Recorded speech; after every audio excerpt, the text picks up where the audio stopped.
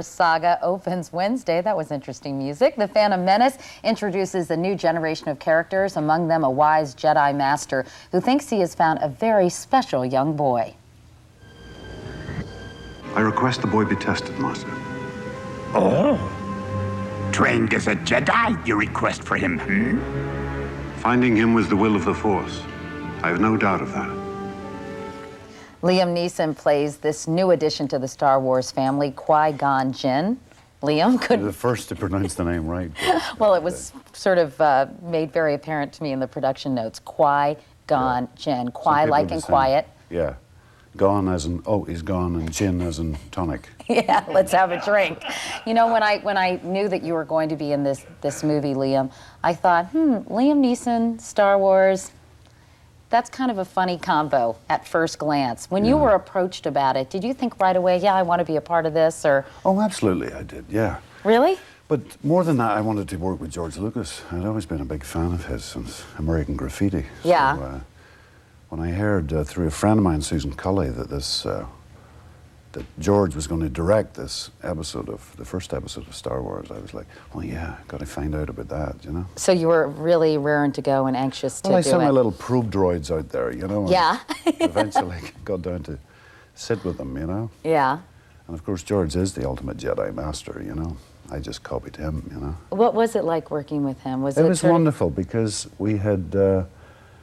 He gave the impression to me, anyway, that we had all the time in the world. There was no studio looking over his shoulder, kind of, you know, doing things like this. Which is so great because he completely financed the movie himself. Yeah. So.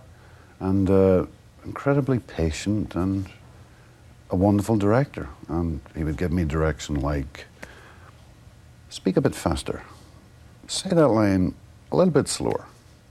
I love that kind of direction, you know. And his patience with little Jake Lloyd, who's this little boy who plays Darth Vader, was wonderful too, you know, just extracting, you know, great performance out of him. He was so cute, that little boy. Yeah.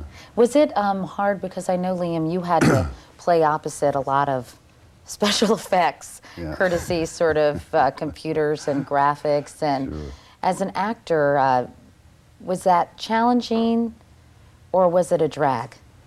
It certainly was very challenging, and you feel kind of stupid the first couple of weeks because, you know, there's a crew of like 200, 250, and you know, you're having to act with these things that we've seen photographs of them and models of them, you know, these incredibly cute kind of creatures, but you're standing there with this blue screen, you know, just acting and nodding your head and speaking, and, you know, if anybody came in off the street, they would have you committed. You're mad, you know, but I mean, it's amazing, because as I watched you and Ewan McGregor conversing with these creatures, and, I mean, your eye contact is so right on. I thought, wow, because I knew that you were talking to a screen, basically, when you were actually in production.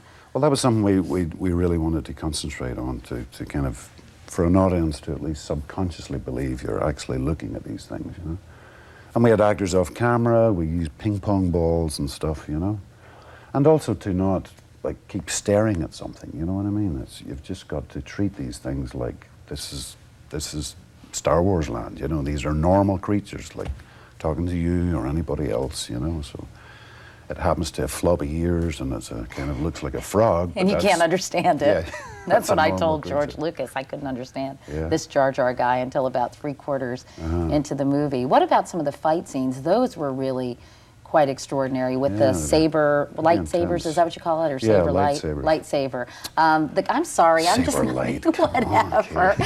The guy who plays this devil incarnate is a real martial arts expert, isn't he? Oh, yeah.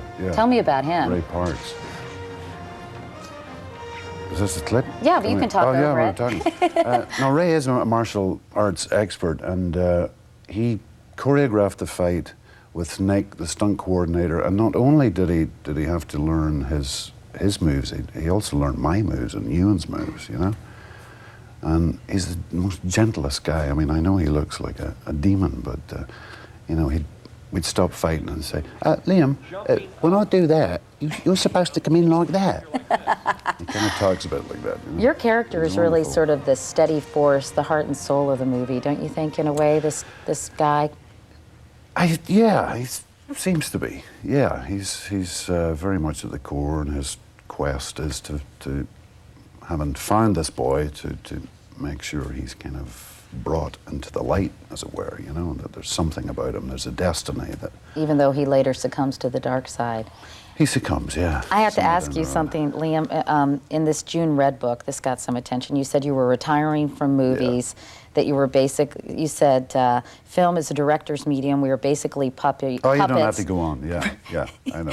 And producers earn all the money, and you get the sense that they hate actors. The crews are treated like slaves. Woo, Liam. I know. Do you still feel that way? Are you going to bag movies? But this came out because I was I did an interview a couple of months ago, and I was in a hotel in Los Angeles. I felt I'd been there for 7 years. You were having a bad day. I was having a real bad day. I was missing my wife, my kids, and it was like I just It was like projectile venom. you know, and of course, you know, and it's like, so I should have kept my mouth shut. So you you're know. not leaving the movie biz? No, I'm not. Well, we're happy It might about leave that, me, Liam. Yeah, exactly. No, it won't. I don't think so. Liam Neeson, always good to see you. I You too, haven't talked Katie. to you in a long time, so Thanks, dear. it's great to have you here. And I love when you call me dear. Can you say that again? Oh, God. Say thanks, dear.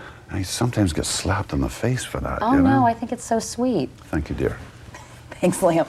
Next up, Marlo Thomas and Tiger. Song on Valentine's Day, 1981.